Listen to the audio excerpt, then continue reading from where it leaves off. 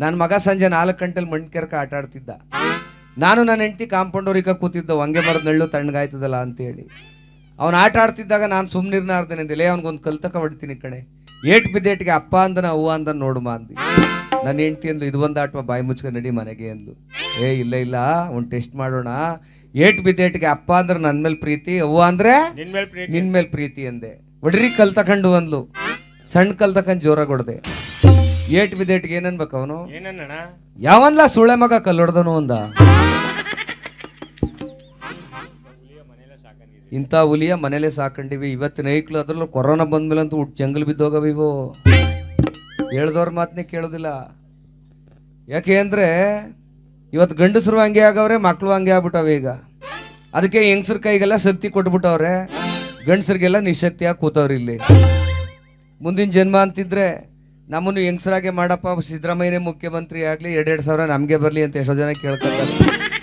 ಅದಕ್ಕೆ ಸ್ತ್ರೀ ಶಕ್ತಿ ಬಂತು, ಗಂಡಸರಿಗೆಲ್ಲ ನಿಶಕ್ತಿ ಆಗೋದು.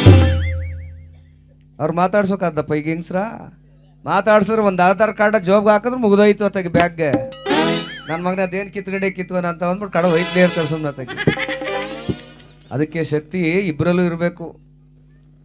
ಗಂಡ ಹೆಂಡತಿ ಸಂಸಾರ ಹೆಂಗಿರ್ಬೇಕು ಅಂದರೆ, ಹೆಂಡತಿಗೆ ಒಬ್ಬ ಕೇಳದ್ನಂತೆ, ಯಾಕೋ ನನ್ನ ಹೆಂಡತಿ ಕಿವಿಡಾಗ್ಬಿಟ್ಟವೆ ಸ್ವಾಮಿ. ಡಾಕ್ಟ್ರ್ ಹತ್ರಕ್ಕೆ ಹೋದ್ನಂತೆ, ಸ್ವಾಮಿ ನನ್ನ ಹೆಂಡತಿಗೆ ಕಿವಿಡಾಗ್ಬಿಟ್ಟದೆ, ಅವಳಿಗೊಂದು ಏನಾರ ಮಿಷಿನ್ ಔಷಧಿ ಕೊಡ್ಬೇಕಲ್ಲ ಅದೇ. ಅವಳನ್ನೂ ಕರ್ಕೊಬರ್ಬೇಕನೇ ಜೊತೆಲಿ, ಹೆಂಗೆ ಕಂಡಿಡಿದ್ದು ನಾವು. ಇಲ್ಲ ಸ್ವಾಮಿ ಅವಳು ಬರೋದಿಲ್ಲ, ಬೈತಾಳೆ ನನಗೆ. ಈಗ ಒಂದು ಕೆಲಸ ಮಾಡು, 3 ಥರದ ಮಿಷಿನ್ ಅವೆ ನನ್ನ ಹತ್ರ. ಒಂದು 1 ಲಕ್ಷ ರೂಪಾಯಿ ಮಿಷಿನು ಕಿವಿ ಒಳಕ್ಕೆ ಹಾಕ್ತೀವಿ, ಅದಕ್ಕೆ ಗೊತ್ತೇ ಆಗೋದಿಲ್ಲ ಹೆಂಗೆ ಇಟ್ಕೋಬೋದು ಅಂತ, ಗೊತ್ತೇ ಆಗೋದಿಲ್ಲ ಅದು. ಇನ್ನೊಂದು 30,000 ರೂಪಾಯಿಂದು ಕಿವಿ ಮೇಲೆ ಒಂಥರ ಇಯರ್ಫೋನ್ ಹಾಕ್ತಂಗೆ ಹಾಕ್ತೀವಿ, ಅದು 30,000. ಇನ್ನೊಂದು ಬರೀ 3,000 ಅದಕ್ಕನೆಯ, ಅದಕ್ಕೆ ಕತ್ತಿಗೆ ನೇತು ಹಾಕ್ಬಿಡೋದು. ಯಾರು ನೋಡಿದವರು ಇವಳು ಕಿವಿಡಿ ಅಂತ ಜೋರಾಗಿ ಮಾತಾಡ್ತಾರೆ, ಅಷ್ಟೇ ಕನೆ ಅದ್ರ ವ್ಯವಹಾರ ಅಂದ. ಸ್ವಾಮಿ ಈಗ ಟೆಸ್ಟ್ ಮಾಡ್ಕೊ ಬರ್ಬೇಕು, ಹೆಂಗೆ ಮಾಡಣೆ ಅಂದ. ಒಂದು ಕೆಲಸ ಮಾಡು, ಮೊದಲು ಬಾಗ್ಲಲ್ಲಿ ನಿಂತ್ಕೊಂಡು ಕೂಗು. ಅವಳು ಕೋಣೆ ಒಳಗಿದ್ದಾಗ ಮಾತಾಡ್ಲಿಲ್ವಾ, ಆಜಾರಕ್ಕೆ ಹೋಗಿ ಕೂಗು. ಅವಾಗಲೂ ಮಾತಾಡ್ಲಿಲ್ವಾ, ಕೋಣೆ ಒಳಕ್ಕೆ ಹೋಗಿ ಕೂಗು. ಎಷ್ಟು ದೂರದಿಂದ ಡಿಸ್ಟೆನ್ಸ್ ಒಂದು ನೋಡ್ಕೊಂಡು ಮಿಷಿನ್ಗೆ ಹೇಳ್ತೀನಿ ನಾನು ಅಂದ್ಬಿಟ್ಟು ಕಳಿಸ್ಬಿಟ್ರು ಅವನ್ನ. ಬಂದ ಮನೆಗೆ, ಅವಳು ಒಳಗೆ ಅಡುಗೆ ಮಾಡ್ತಾವಳೆ, ಬಾಗ್ಲಲ್ಲಿ ನಿಂತ್ಕೊಂಡು, ಲೇ ಸರೋಜಾ ಅಂದ.